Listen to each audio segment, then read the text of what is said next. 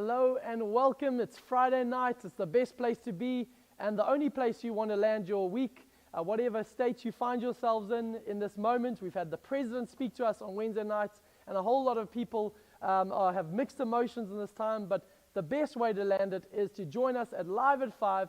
And the reason is not because I'm here, but tonight we have incredible special guests, the amazing family, the amazing couple, Vernon and Mandy Philander. And they're joining us all the way from Cape Town, South Africa. And I'm in Cape Town, so there we go. Nice to see you guys. Hi, how's it? You well? Yeah, very well. Lovely to see you guys, and thank you so much for joining us. People might know you, Vernon, as a man who has spearheaded the Proteas attack to many victories, most of them at Newlands. Every time that we were at Newlands, we knew it was Vern's hunting ground. But also we know you guys as a couple who are pioneering in the social justice space, fighting for the vulnerable, and just I thought it'd just really be good maybe to start there before we jump into cricket and other stuff. Maybe you could just give us an update on the foundation that you guys are spearheading and running at, and what you're giving your time and hearts to in this moment in our history. Yeah, I think first of all, thanks for having us. Look, I mean, we all know, what's happening out there. It's dire strike for some people. I think it was probably about the second or the third week into the COVID lockdown. I said to my wife, I saw some scenes on the news of people starving, people, going crazy out there in terms of,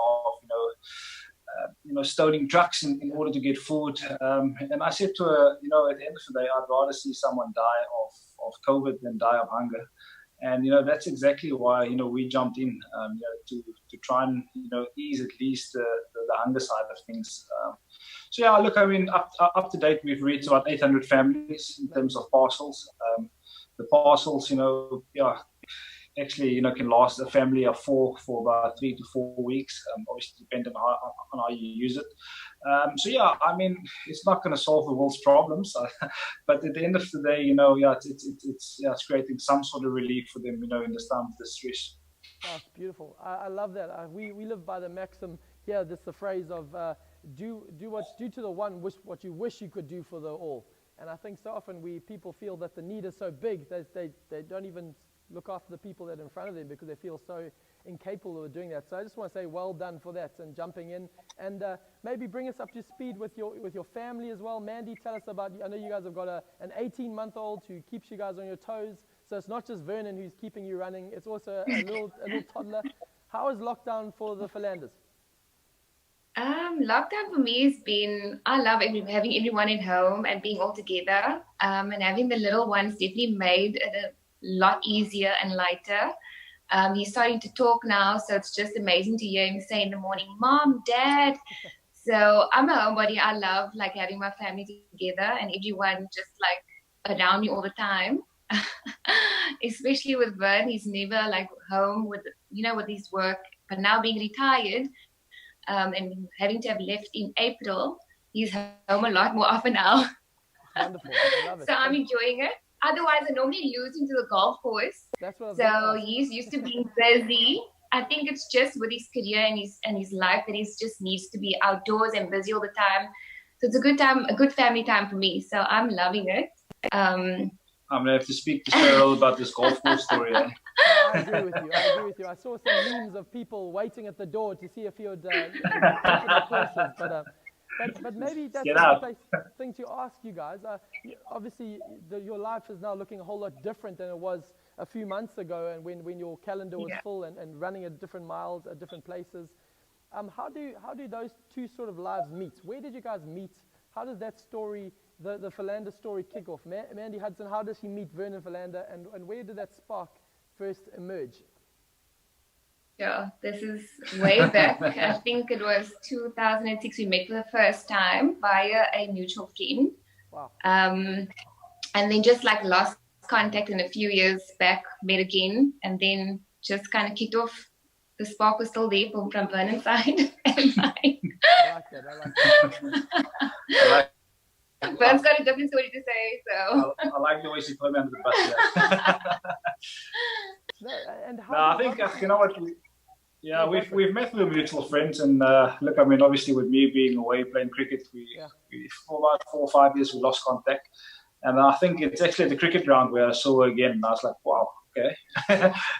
And then I mean, we've always had contact, and I've obviously made contact with her again, and said we go for a coffee, and then I mean, never looked back from there again. The spark, like she said, the spark was still there, and luckily, we could light the flame again. And can you remember what cricket ground that was that you saw again at? It was in Newlands, of all places. Good. So speaking of Newlands, I can talk about, obviously it's got happy memories for you because you saw Mandy there and you guys were able to recreate a spark there. But also Newlands is, people talk about bowlers and they often also talk about that they've got batting bunnies. Like Shane Warne had Daryl Cullinan. But I think when people think of Vernon Philander, they don't think of a specific batsman. They just think of a pitch. Newlands. Anyone at Newlands is in trouble. What was it about Newlands that just got you going? That literally from test number 1, you were up and running. Philip Hughes, first test wickets, 5 test wickets in the second innings, and you didn't look back there. Why Newlands? What does Newlands hold on your life?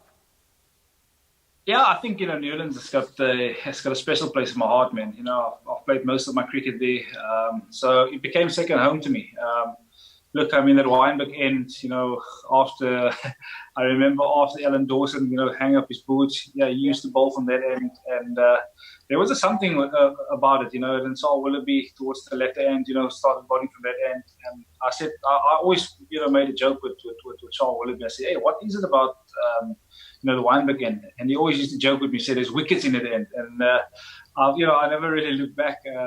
But in saying that, I think Newlands is because of the crowds, that come there. I think Western Cape Town, we've got a passionate, fan base in terms of, the way they support the cricket. It's not biased at most times. People get there and they really just support cricket. And I think if you go around the world, you would understand, what I'm talking about, because, you get very biased crowds. And then, you do get people that, obviously support the sport in general. And I'm a big fanatic about the sport in general. I love, when my opponents do well, I'll be the first one to run up to them and say, well done at the end of the game. Because at the end of the day, it is a sport that we're playing. There has to be a winner. There has to be a loser. And for me, I think it's something that I encourage into young people these days is to play the sport in that manner. I think a lot has been made about sport and winning.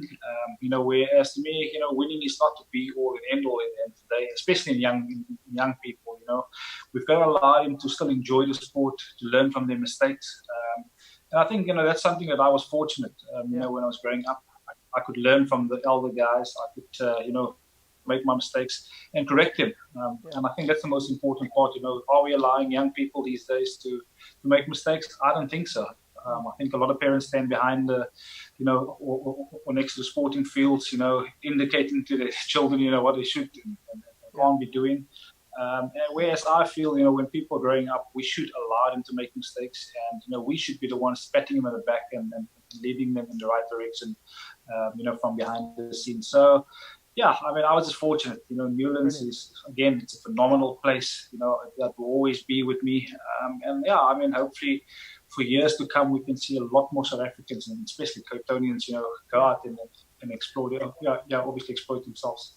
Yeah, I must be honest, I'm already looking forward to getting to Newlands, the rugby field, or the cricket field. As soon as lockdown's over, I'm like, I want to get out there. I want to, golf course, anything, get me out on there. But I think it's just to run on that theme. You mentioned about older people and the role that elders have in people's lives, and whether it's parents or coaches. And Vern, you had the privilege of playing under some incredible leaders. Graham Smith, your first test captain, Gary Kirsten, your coach, and then later in years, Faf du Plessis, a man who's risen in people's eyes as a great leader in our nation.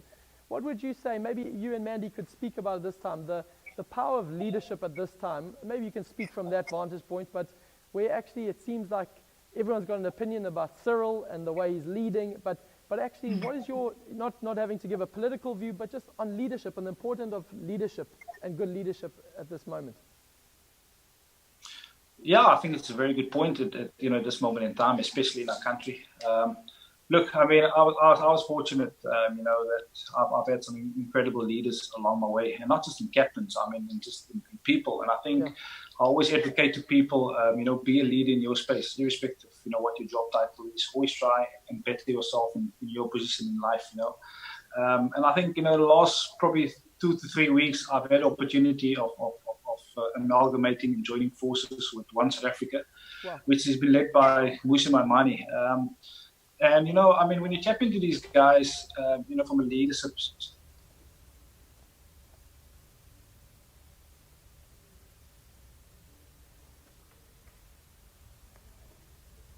Oh.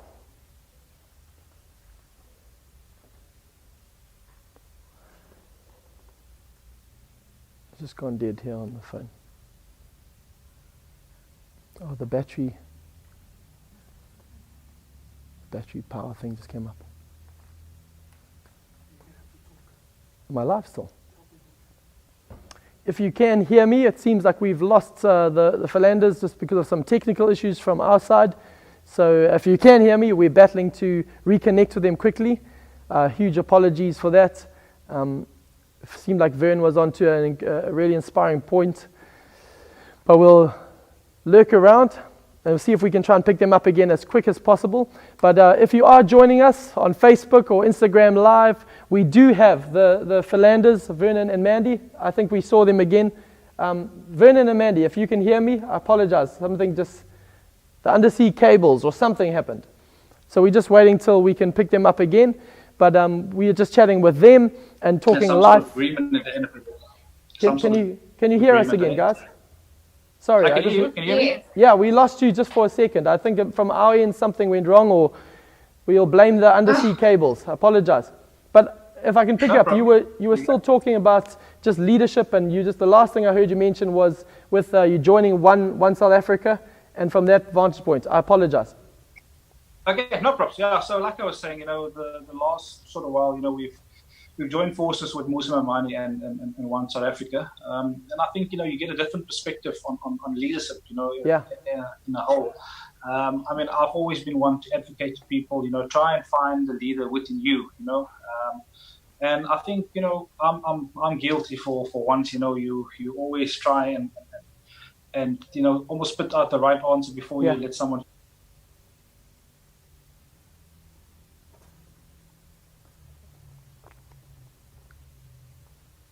I apologize once again.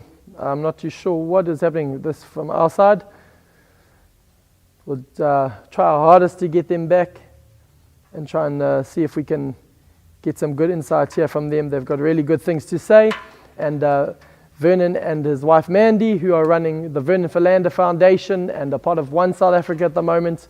And as well, we know Vernon from his incredible test match and one-day international career for South Africa. And he retired from that at the end of last year, or beginning of this year, after the test series that we had here. And he had his farewell test as we, as South Africans, waved him goodbye. But it sounds like we haven't waved the Philanders goodbye from their incredible investment into our nation at this time. So it's really exciting to see, and hopefully we'll get them back in a second. So huge apologies if you're watching on Facebook or Instagram. And while we wait for that, just to let you know, I think they're coming back in a second. This has not happened to us before, so I apologize. And don't know if it's the Zoom connection or if it's the technology that we've got or something.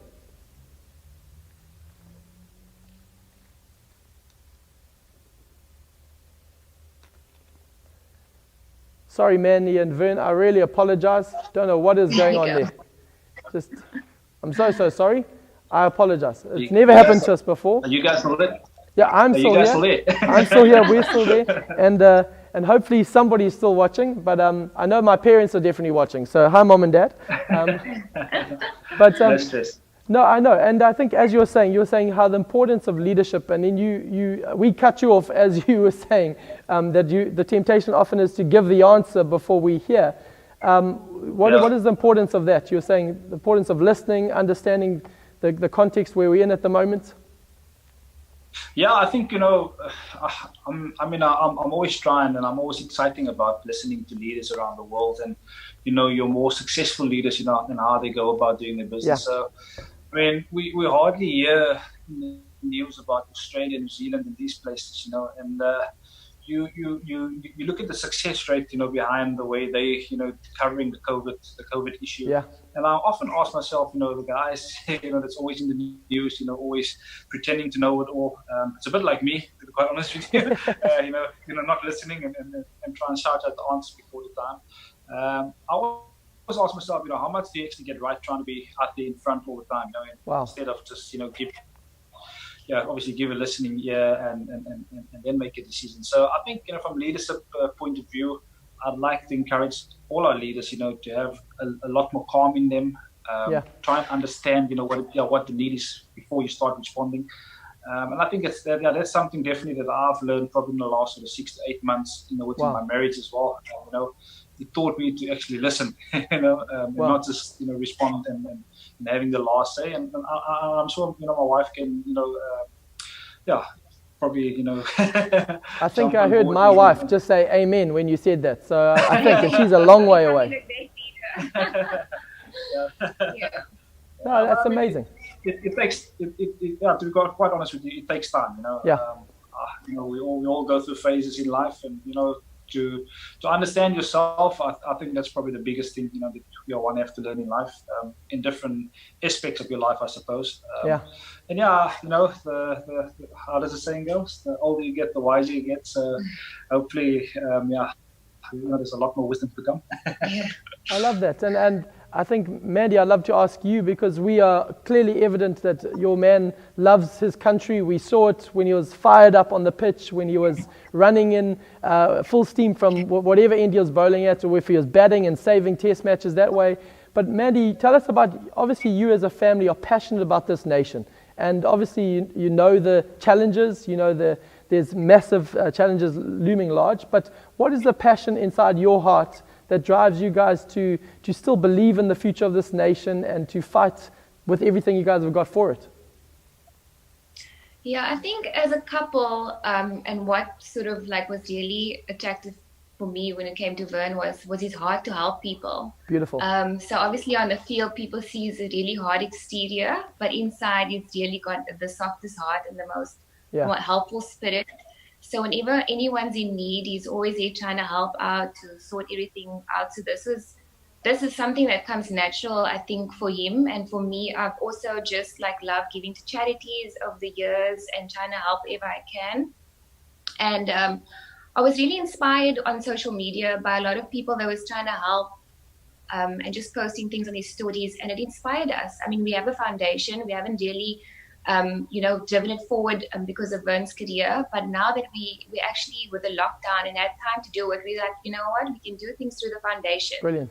And I think everyone out there has a spirit of giving. We're here to be a service to others. Yeah. And every little bit helps. I think the both of us, we just really want to do as much as we can to help those that's underprivileged. And then obviously when lockdown's over, because it's not the end if it's not over, then obviously we'll go into, the previously disadvantaged communities, especially where Vernon grew up and his old cricket club. So we're going to do amazing things in the future, and I'm really excited and looking forward to doing all those things. So that's where our heart is at the moment. Vern was supposed to be in the UK right now, so I'm actually happy that we're home and we can actually sit down and get all our admin together and do things as a team for the nation and for the country, and especially for the Western Cape and the Cape Flats in particular. I love that. I love that you guys there's able to see the opportunity in the crisis, and I think that's the amazing thing that we just are seeing, that actually the nation of South Africa is a nation that just keeps stepping up to the challenge. There's always challenges, but just seems again and again somebody or a group of people always step up, and I just think it's an incredible testimony of the spirit of our nation. And I just want to say that I've heard amazing things about you guys as a family unit, and just the way, obviously beyond the cricket field, about the way you serve people and love people. And I'm just so glad, Mandy, you never told the Australian cricket team that he was soft inside. You leave that till he's retired. We don't need to tell them that stuff. No. He's my marshmallow. Good. But maybe you can talk about that, Vern. There's a moment for me that I think is quite a big moment in my history as well. 2015, you're playing against New Zealand in the semi-final, and Grant Elliott cruelly destroys the hopes of a nation by hitting Dale Steyn back over his head. Maybe you can give us some insight what happens after that moment when everyone's lying on the field, disappointed. I've got the images of all the cricketers' heads and hands and AB trying to rally and work himself out. How does a team bounce back from that level of disappointment?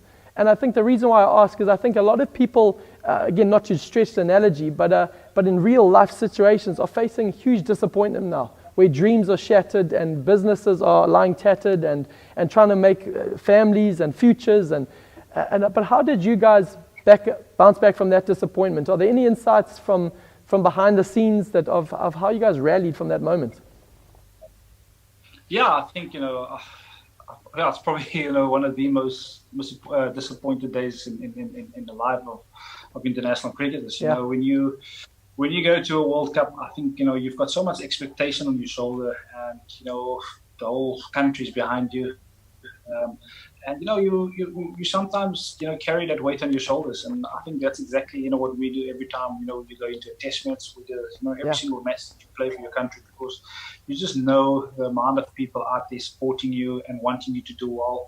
I think coming back to 2015, I think after the World Cup loss, we were all we were devastated. I can't actually describe that the changing room to you after the match.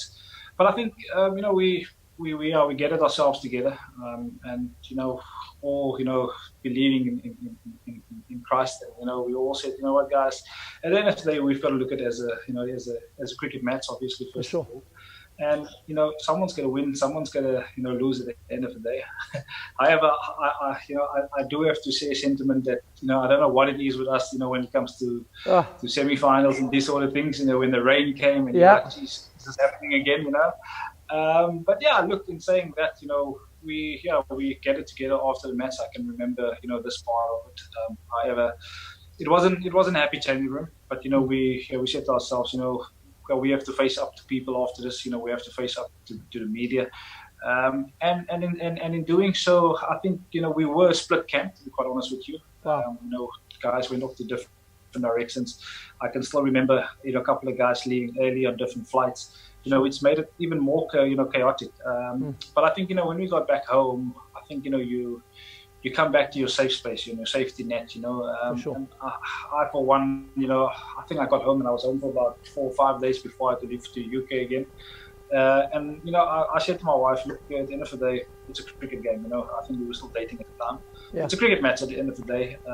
And yes, it hasn't gone the way that we've obviously wanted to go. But I think God has mysterious ways of working His way. Look, I still believe it wasn't meant to be. If it was meant to be, we would have won it. But I think at the end of the day, you find your comfort, obviously, with your Creator.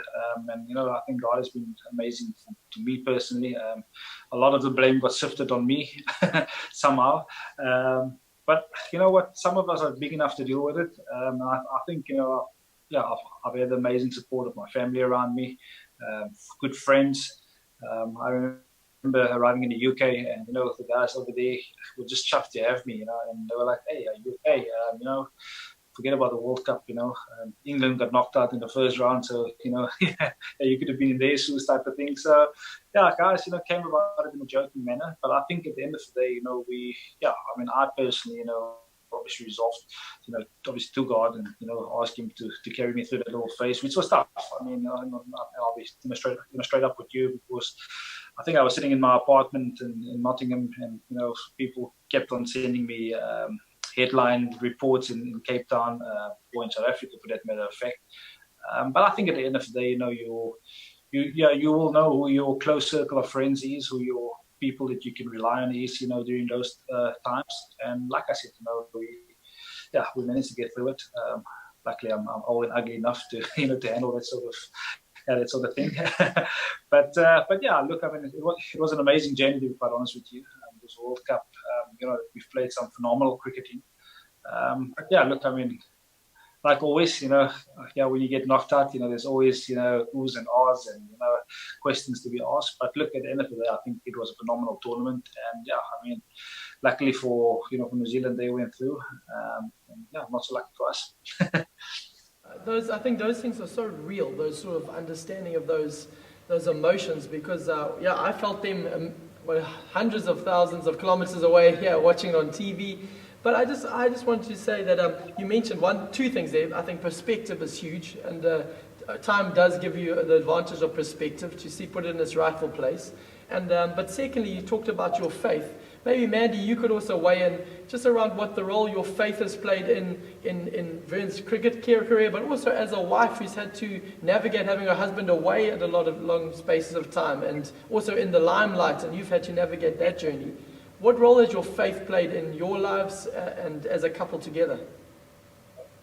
Yeah, I think it's definitely been these ups and these downs. And when it's down, I think whether you having a good moment or a bad moment, you have to constantly be stuck in prayer because things could change at any minute. Just trying to be an encouraging wife and fiance at the time. It's not always easy to get the encouraging words across because it's not always taken on board when you're just trying to help. But I think just like I pray for my husband and my family every day.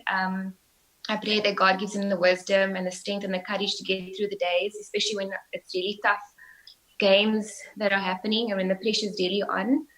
I just constantly, I feel like every day, even during this time, you have to just constantly stay close to God and have these conversations with Him and just be stuck in prayer all the time. It really helps me. Even like during this, I was really anxious in the beginning when this COVID-19 broke because Vern was meant to leave for the UK in April. And, things happen. He's just retired. He's supposed to be playing for the next 2 years. Things change so quickly. People are losing jobs. Like, you don't know what's going to happen. And, I was struggling to sleep. And I said to Vern, like, I cannot sleep. And what I'll do is I just wake up and I'll pray for him because I know it's tough. We don't know what's going to happen in the future, but we have to stay positive. And I think that's what gets us through every day. And I'm so grateful for my family, for a roof over my head. And that's why I think our hearts to help others that aren't as, fortunate really, really helps as well. Gives us a bit of peace of mind and, gets us through the days, the tough days. That's incredible. Yeah. And Vern, for you, your faith on the playing field? Yeah, look, I think we've had a couple of guys, within the team, and wherever we go, we always try and visit churches. We always try and form a group of guys, that pray together. I brought into the household after that, myself and my wife, and I always encourage her to have her own sort of, personal relationship with God. So do I. And you can share, views on, how you're going with that, and I'm going with it. Pray together. But I think, I was fortunate, with the group of guys, that I still played with. JP, Faf, and there was a whole lot of others. I don't want to mention names, but, we were quite a few guys. Whenever we were on tour, we would, have some obviously have some prayer sessions, before, after practice sessions, once a week at least. And then obviously, if a Sunday do avail itself and we can go to church, we go to church. I think we've in Australia we've gone to Hillsong pretty much wherever we played. Yeah. We've met some amazing pastors over there. Which was phenomenal. I think I'm still involved with one of the youth groups over there. Wow. Led by Pastor Artie. He still sends me messages every now and again. Awesome. And it's amazing, when you meet up with a group of people and you share the same sentiments, you can speak about your relationship with God at free will. And I think, that's what you try and find, when you do, these sort of hookups. You want to be able to share, what you're going through. If it is an uncomfortable situation, uncomfortable chat, you want to have the freedom of opening up, And I think that's something that myself and my wife over the last sort of while started to find some sort of comfort in, Because, when you do get together, you often, see the other person as, as an entity on its own. But, when you start living together, you start realizing that, you actually become one. But also you need to share what's on your mind. You need to open up in terms of what's bothering you. And I think you can only do that through your faith in Christ. To me, I go about my daily business pretty much, unfazed. Look, I'm sitting without a job at the moment, but we've got faith in God and He'll provide again. But look, to me, I've always had the vision of, as long as you can, provide and you've got the means to do so, do so. God will look at you and to you and your family in different ways. I've been so blessed, that, I've literally just announced, that we've, come to a termination of my contract in the UK, and, something else popped up.